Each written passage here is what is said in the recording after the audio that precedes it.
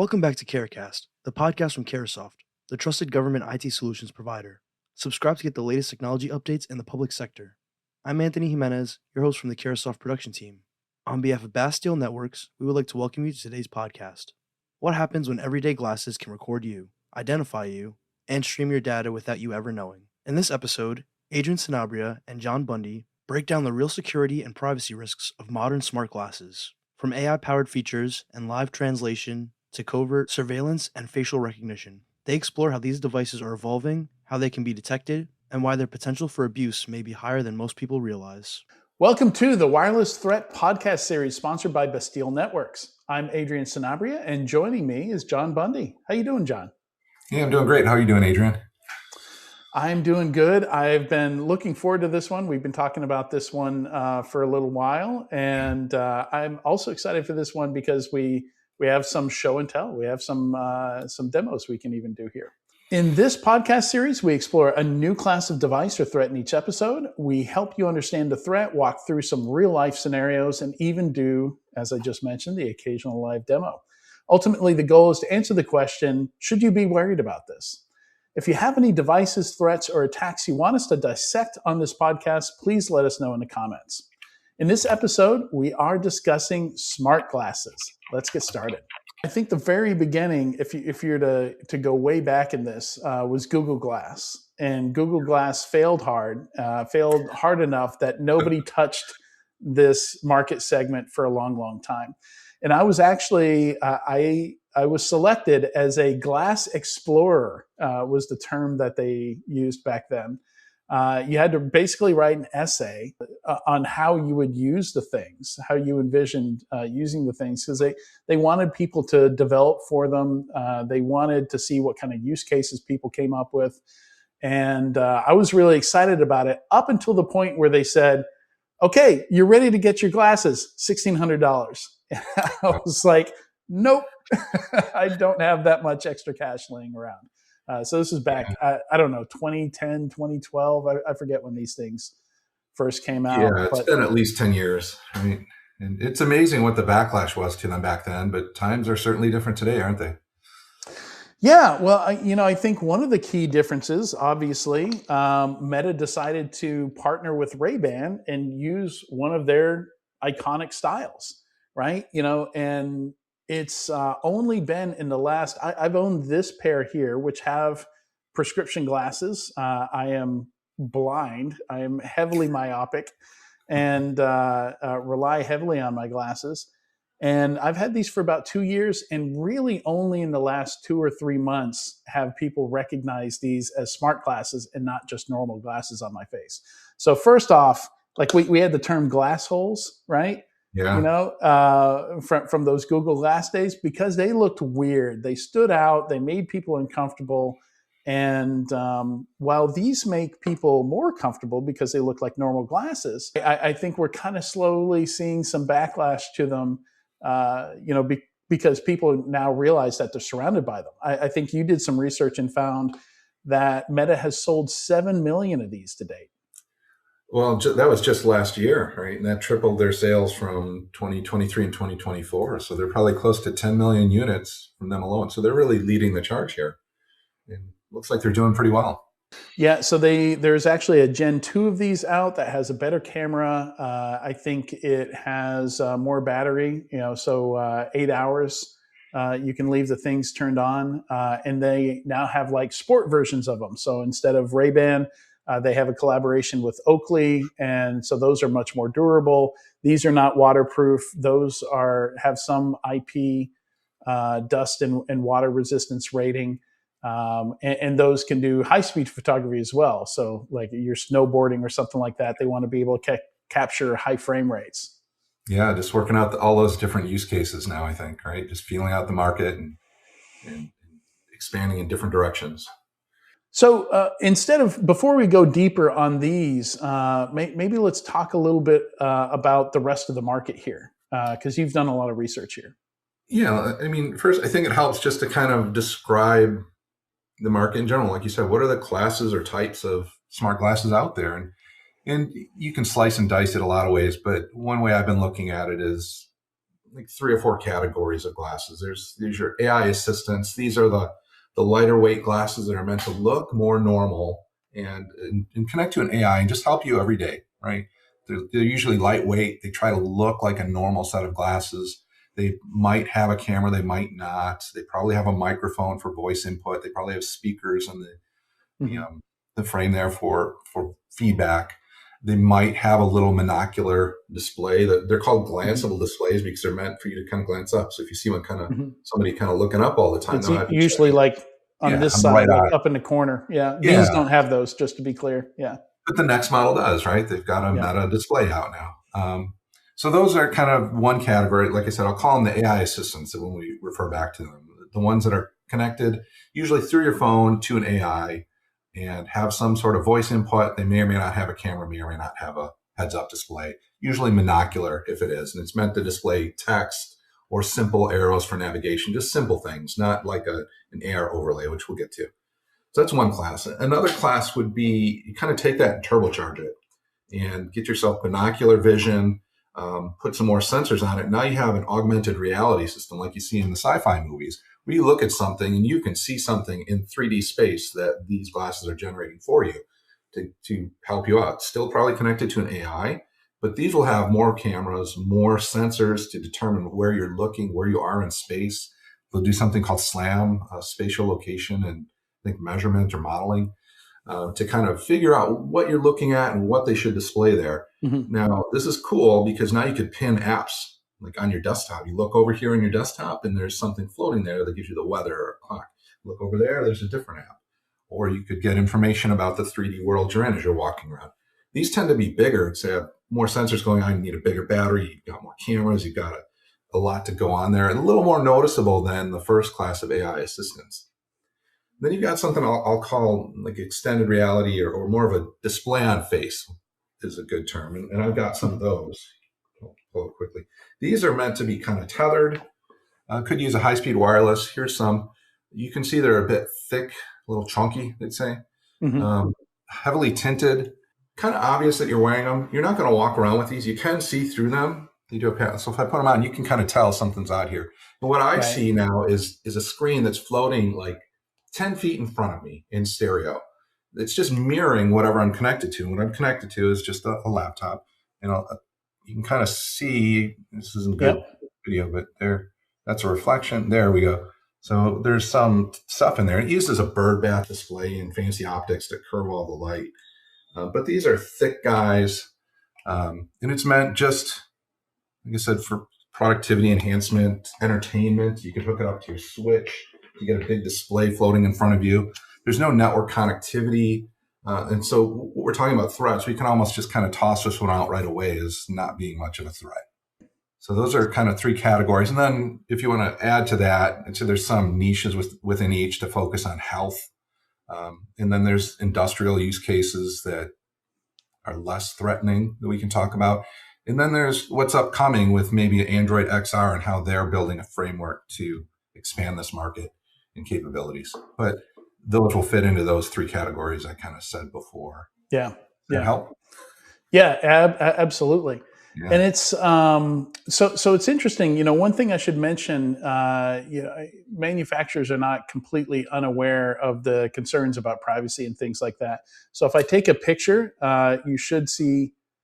I have to turn it on first. So this is something I didn't even realize until months after I owned these things, is that they actually had a switch to turn them on and off, which is actually really useful because if I just need these to see, and I do need them to see, but I'm not planning on using them for anything, I can turn them off and save battery life.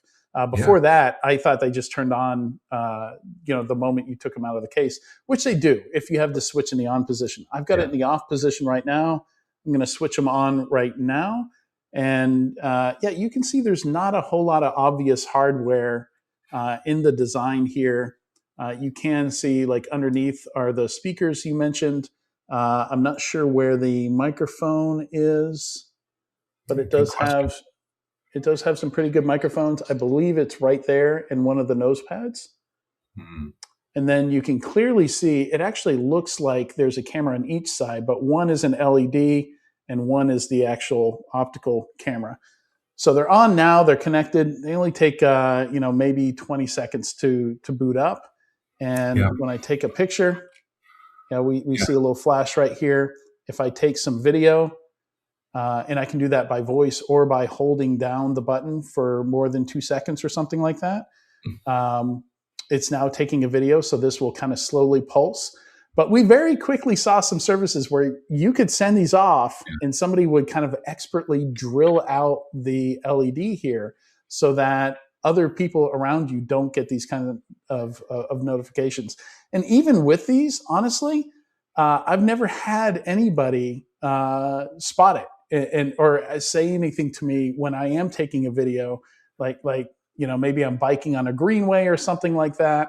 When I've been a tourist in different countries, I'm often using some of these features. I want to show the kids or somebody back at home, what it's like to actually be in this place rather than just still images. So I'll take a lot of videos for that purpose. Yeah, it's not obvious. We're tuned to see like changes, and that's just a steady light. And it's not a very bright light or anything like that. And you're right. Immediately, so that's like the token privacy concern that the company's addressing, right? Oh, we'll put an LED on when you're taking a picture. But you saw right away, and you can go to Amazon now and look for stickers just to cover that up. Mm-hmm. And then I think the next thing Meta did was they said, well, we'll put the LED right in the middle of the camera hole so you can't just cover the whole thing up. Well, they came up with tinted stickers that still kind of cover up that part. And, so it's a rat race to between privacy advocates and people that are not so concerned about that, which is one of the threats. So talking about some of the threats, I also want to talk about some of the things it's capable of and some of the things I use it for. So if you're going to another country and you see a sign in a language that you don't speak, I'm going to see if I can demo this live here. But Meta, tell me what the sign says. I can see some Japanese characters on the sign, but the text isn't clear enough to read accurately. It might be a warning or instruction. Try moving closer to the sign so I can get a better look at the details. Could you hear that? Yeah, it came through very good. It seemed like Meta was being a little camera shy there for a minute, but yeah, it's I've had a few problems just prompting it like that. Most of the time I don't have trouble, but so one of the key things there is because I don't have a display, I don't know how things are framed in the camera. So maybe half of this was cut off the way I was holding it. Mm-hmm. I don't know because I get absolutely no feedback. It's not until I actually download the images and videos from this onto my phone that I actually see what I've taken a picture of. So adding the little display in the camera, I don't know if they're doing that now, but that might help you frame your shot and make sure you're getting everything you think you're getting into the shot. But everything that this camera does is portrait mode because it's designed to be used on Instagram. So I can also ask Meta to just start, sending stuff live to Instagram, and it will start live streaming something to Instagram. So that's those are some of the capabilities are pretty advanced. It's pretty good at like, hey, what's this tree? What's this plant? Can I eat this? It's pretty good with the analysis, and I think it's a pretty interesting use case. Like again, if you're in a country and there's some kind of statue and you want to know like why is this here? Why is it so weird? What is this thing called? It does a pretty good job of doing that stuff. So there are some pretty compelling use cases I think here. Also, I look like less of a tourist. When I'm not walking around like this everywhere, right? Like I can not draw attention to myself as a tourist and still leave with some pictures and videos that I can share. Yeah. So you're right. They definitely do have a lot of capability and positive use cases, right? Those AI assistant glasses, they're everything you use AI for. It's just a little bit easier because you can just ask it. It's always there with you. It's working through your phone, connecting to a cloud-based AI. And some of them, like you said, have cameras. Now they can do visual stuff.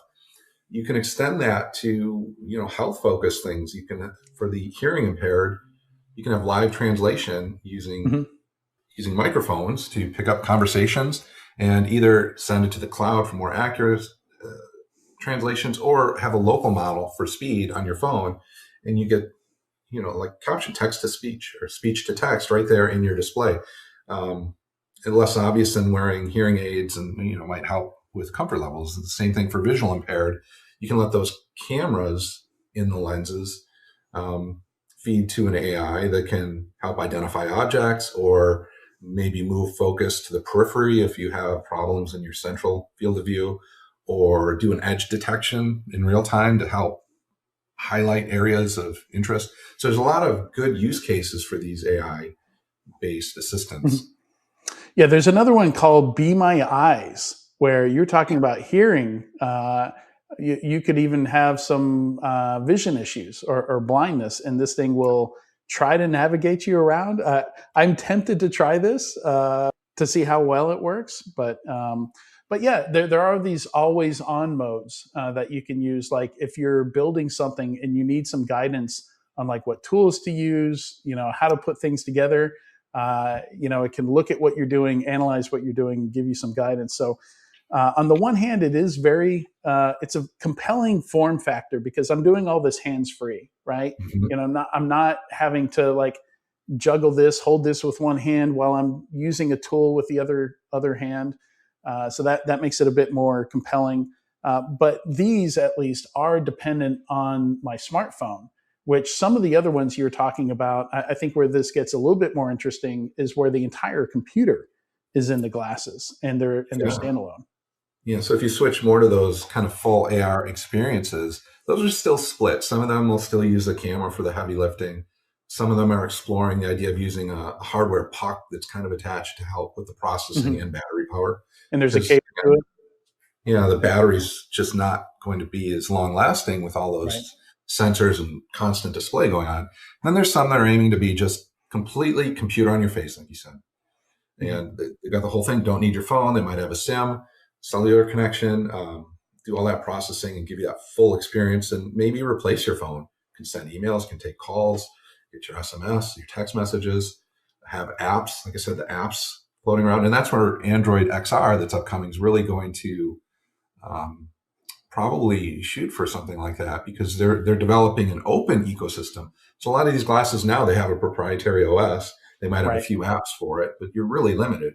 Now, when Android gets in with this, they're going to have the whole Android ecosystem available for apps, as well as now what they'll call spatially aware apps that will have some sort of location-based functionality that they'll derive from the sensors in the glasses. Yeah, another thing I wanted to mention here is that, I mentioned people starting to see these as a threat. I'm trying to clear all my notifications here so that you don't see everything going on this phone. Some of that PII, afraid of leaking some of that, are you? But we now have an app that will let you know if somebody nearby is using a set of smart glasses. And it's called Nearby Glasses. I think it's only on the Google Play Store. And basically, it's just looking for, Bluetooth packets that match certain manufacturers of known smart glasses. And sure enough, I installed this morning. And as soon as I turned my glasses on and had the app running, it did tell me, hey, somebody with Meta glasses is near you. And so, yeah, like you called it, they're using BLE advertising. I don't know if we've talked about that before, but a quick refresher. Bluetooth Low Energy is what BLE stands for. A lot of these glasses use it. And the reason why, it's right there in the name, low energy. Really helpful for battery life. All of our phones have it. Most of our headphones, earphones, earbuds will use it. Keyboards. And it's huge battery saving because the radio spends most of its time sleeping. So you've got Bluetooth Low Energy. One of the big changes they made from Bluetooth Classic was in Bluetooth Low Energy, the peripherals will advertise. And it's just like it sounds. They kind of shout out, here I am, here's what I am, here's what I do, whatever it is. And so these glasses, when they're on, will advertise their presence. It's not clear to me how long they'll continue to advertise. Usually once a device connects, so it sees, oh, there's the phone, let's make the connection. I'm connected to the app, they'll stop advertising because the advertising job is done. The advertising purpose is to tell the other devices, which are called centrals, that the peripheral is nearby and what state it's in, if it's ready to connect or not, or whatever.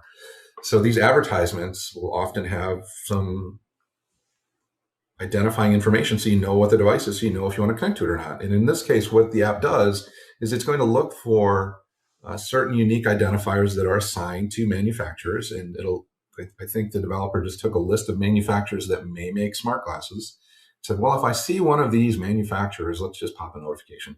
So it might be a little false positive, especially given that it's in its early days.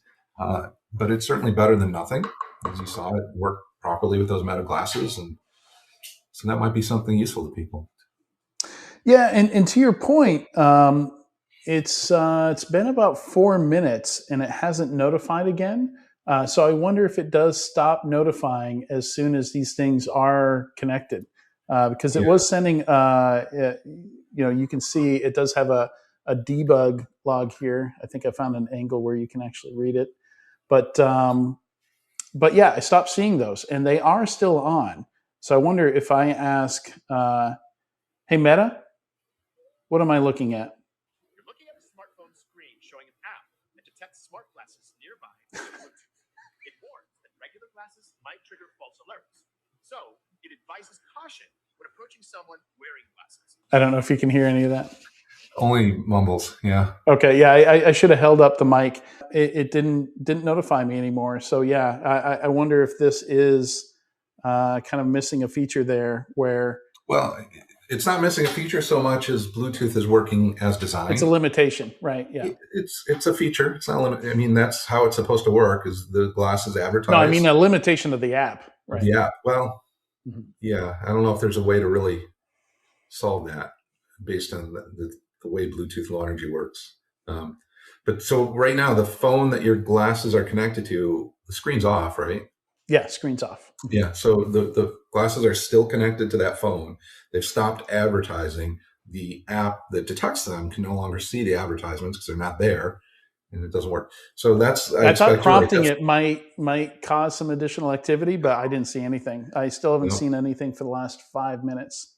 Yeah, once they're connected, the glasses will probably stop advertising. That's what I'd seen in the past. Now, some devices will keep advertising even when they're connected.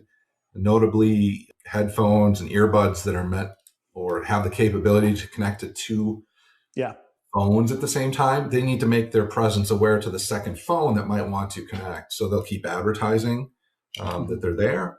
So apparently this Nearby Glasses app needs the Bluetooth device to be advertising itself, which doesn't happen the whole time that the device is on and paired and connected to a phone. Apparently, maybe it just happens when it's first started, unless it's one of the devices you mentioned that has a feature where it can connect to multiple devices. So it just has to do it continually. Like my Sony Mark IV, Exactly. big. You have a pair of them there? Yeah. Sony. Those can connect to two devices at the same time. Two devices at the same time. They'll connect to one device. They'll keep advertising so the second device knows that they're available to be connected to. Exactly right. But from what I've seen from the limited glasses that I've tested is once those glasses do connect to the phone, the advertising's done. And that's just by design. So that detector will have some usefulness, but limited. I expect most of the time people are using these glasses, they will want to be connected to their phone so they can use the AI, right? That's a lot of the purpose. But you could still walk around without your phone and take pictures and videos. Yeah, right? Yeah. So a few other threats that we didn't mention. There were some students from, I believe it was Harvard, that modified their Meta glasses to where they could pair it. There's this search tool called PimEyes. And if you give it a photo of someone, it has an index of all photos from the internet. I guess they scoured the whole internet and pulled down all that stuff. And they can now match faces. So they do facial recognition, match it to everything that's in their database. So it's kind of like a reverse web search from a face. So you can basically dox somebody in a lot of cases, like if you're online, if you're on LinkedIn or something like that. These reverse face searches can very quickly come up with details on you, and they just automated this entire process. And a couple years later, Meta just recently announced that they are going to have first-party facial recognition support on their glasses, but only for people in your contact list, apparently. Sure, of Which, course. to me, the use case is I'm at a conference. I don't remember this person's name because I haven't talked to them in a year. Maybe they're in my contact list. Maybe they're not. But like I see the use case there, but I feel like that's a step in the wrong direction if you don't want to get these devices banned in like schools, government building, like all of a sudden I think we're at risk of seeing signs like no guns and no Meta glasses allowed on the front door. And in fact, the U.S. Air Force did ban smart glasses in January from uniformed personnel. They can't wear any glasses that have microphones, cameras, or AI. Well, that's a smart glasses, right? That's your AI assistant. That's what we're talking about. So they've recognized the threat and acted on it, which is probably the right thing to do. So wrapping up here, I think it's time for just our conclusions here. Our threat score. I didn't think smartwatches were a huge threat. I think I gave that a 3. I think these are going to be a lot higher on my list. Although I love mine. Most of the time, I just use mine to listen to audiobooks while I do chores. Like I just prefer to have the speakers up here than something in my my ears. Things fall out of my ears. They get sore after a while. It's much more comfortable for me to have them up there. For me, I don't think the way I use them is a threat to other people's privacy or safety. But I think the potential for abuse there is going to give it maybe a 7 out of 10 for me. Yeah, and I mean, we could spend a long time talking about the threats. We barely touched the surface of those. I mean, to businesses, I think it's obvious, right? These are covert surveillance devices almost. You have a no phone policy. Well, someone walks in with these, they have a microphone and a camera. Like, would you allow a video camera in there? If not, maybe your policy should block these as well. Exactly. A lot of the recent security threats involving espionage have been using phones to take pictures of sensitive documents. Well, now, you come up with your glasses, you take a video, you just scroll through them, and there it is. So there's a lot of obvious threat to business. There's breaking corporate policies, NDAs, GDPR, privacy laws, a two-party consent, one-party consent. There's just so many things, PII leakage. So there's a lot of threats and risks to a business, I'd say, for certain models, right? The ones with cameras, certainly, microphones, a little bit less so. But yeah, I'd score them pretty high on a threat to business. Probably 7, 8. Yeah. It's up there. Now, the nice thing to address that, there are some industrial and enterprise versions of these that will remove the camera, remove the microphone, and just provide a heads-up display or allow it or connect to a local AI so you're not going to the cloud. So there are workarounds, and I think they're fabulous tools for field technicians, for engineers that want to see overlays and schematics and keep their hands free, like you said, checklists. There's a lot of great use cases in business, and I think there are models that address it that would be better used. As far as like personal threats, we didn't talk about that, but much like smartwatches, you have to remember these are connected to a cloud AI. There's going to be all of your usual threats against that AI. There's going to be local threats of PII leaking out, of other people's PII leaking out. So the privacy concerns, there's, it could be a threat surface as well. I see in the future with all the data these are collecting, some of these are meant to be your own digital memory. They even advertise themselves as your digital memory. You remember everything about your life, so you don't have to. Who's that person you met? They'll keep it there. That's a really juicy target for hackers. And so I worry about that in the future. They might be more targeted. But even without the threat of a malicious actor, but just by using it, you're sending data about your personal life to the cloud where it might be shared, it might be leaked, probably go to advertisers. All the usual things with cloud-based solutions you should be concerned about. So I think there's some risk to your consumers as well, and I'd find them a threat to consumers in that way. Maybe not as high, but it's something you'll probably find out more privacy concerned and something I probably wouldn't use. So it's kind of a middle of the road there for me and threats to consumers. Yeah, certainly. I think awareness is going to be a big thing. We saw similar pushback with smartphones when they first came out because it put phones in everyone's pockets all the time. So yeah, this is, I think, another adjustment period. Yeah, and you see the sales are great. The market is booming. There's a lot of new entries, and I think the market, they're still trying to figure out what's allowable, what's not allowable. I think there's going to be policy changes as a result in businesses. We've certainly already seen it, again, from the U.S. Air Force saying, well, for now, no. Yeah. So it's going to be interesting to see how these go. And again, there's a lot of really useful use cases, the health focused ones, the assistive ones, even just personal organization. So it's there. It's just understand the risk. And that's what we're trying to kind of talk about, is just understand what risk there is there. And for me, it's these aren't going to be security first devices, right? Yeah. I've already seen that. So there's always a risk of your data, and there's a lot of data being collected, right? You just videotaped me a little earlier, or recorded me. Yeah. Yep. And easy to forget that you did it too, right? Like it's not even been downloaded to my phone.